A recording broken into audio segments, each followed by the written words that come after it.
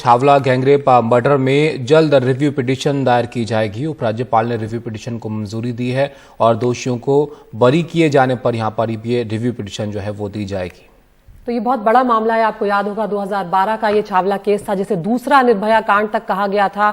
इसमें अमानवीयता की सारी हदें जो हैं वो दोषियों ने पार कर दी थी और हाईकोर्ट से उन्हें फांसी की सजा मिली थी। बावजूद उसके जब वो मामला सुप्रीम कोर्ट पहुंचा तो सीधे जो ये तीनों दोषी थे, रवि, विनोद, इन लोगों को बरी कर दिया गया था सुप्रीम कोर्ट की तरफ से। रवि, विनोद, राहुल, इन तीनों का नाम है। हम सीधा रुख कर रहे हैं हमारे सहयोगी मुकेश सिंह सेंगर का।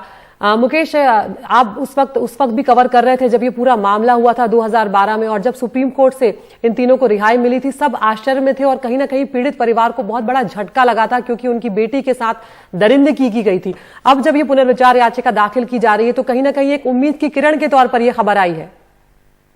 देखिए, बिल्कुल सुप्रीम कोर्ट का फैसला आने के बाद न सिर्फ हम लोग बल्कि जो पीड़ित परिवार है उनको काफी डर लग गया था, क्योंकि उनको इस बात का अंदेशा था कि जो आरोपी हैं वो उन पर जेल से छूटने के बाद हमला कर सकते हैं, क्योंकि वो कोर्ट में भी जब प्रोसीडिंग होती थी तब भी पीड़ित परिवार को धमकाते थे कि जेल से निकलने के बाद तुमको हम मार देंगे।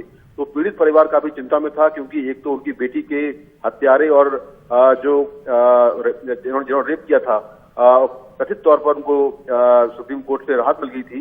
तो अब जब रिव्यू पिटीशन फाइल हो रही है तो निश्चित तौर पर जो पीड़ित परिवार है उसके लिए उम्मीद की किरण जागी है, क्योंकि इस पूरे मामले पर तमाम जो सामाजिक संगठन हैं, आम लोग हैं, पीड़ित परिवार है, ये सभी लोग लगातार इस पूरे मामले में पीड़ित परिवार की तरफ से इंसाफ को लेकर आवाज उठा रहे थे। तो अब लगता है कि इस मामले की सुनवाई दोबारा होगी और जहां जहां पुलिस की जांच में खामियां हैं उनको ठीक किया जाएगा, क्योंकि सुप्रीम कोर्ट ने सबूतों के अभाव में जो तीनों आरोपी हैं उनको बरी कर दिया था। हालांकि ये मामला सजा कम करने को लेकर था, लेकिन सजा कम करने की बजाय सुप्रीम कोर्ट ने सबूतों के अभाव में तीनों आरोपियों को बरी कर दिया था। तो एक बार जब फिर मामले की सुनवाई होगी तो देखना हुआ कि पुलिस अब अपने सबूत और जो जहां जहां कमियां रही हैं उनको कोर्ट में किस तरह से दुरुस्त करती है और इस मामले में जो पीड़ित परिवार है उसको इंसाफ दिला पाती है। शुक्रिया मुकेश आपका इस सब जानकारी के लिए। तो यहाँ पर पीड़ित परिवार की भी एक तरह से चिंता इन दोषियों की रिहाई के बाद बढ़ गई थी और अब तीन ये जो दोषी थे इनकी रिहाई के खिलाफ रिव्यू पिटीशन यहाँ पर दायर की जाएगी। ऐसी तुषार मेहता जो है यहाँ पर सरकार का पक्ष रखेंगे।